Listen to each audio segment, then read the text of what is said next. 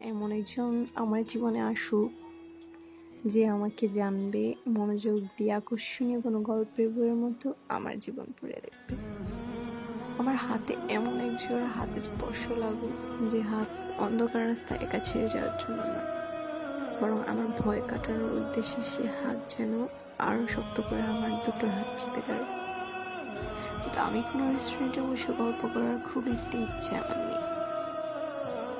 ওই মাঝে মাঝে রাস্তায় দাঁড়িয়ে ফুচকা আর টং দোকানের চা বিস্কিট খাওয়ার সঙ্গী হলেই চলবে। জীবনে এমন একজন মানুষ আসুক যার কাছে কষ্টগুলো কখনো বর্ণনা করা লাগবে না।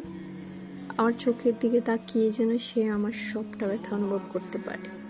এমন একজন মানুষ দরকার যে আমার কথা ভেবে মনের মধ্যে হাজার রকমের গান রচনা করবে, মাঝে মধ্যে 2-4 লাইন কবিতা লিখে পাঠাবে আমার নামে।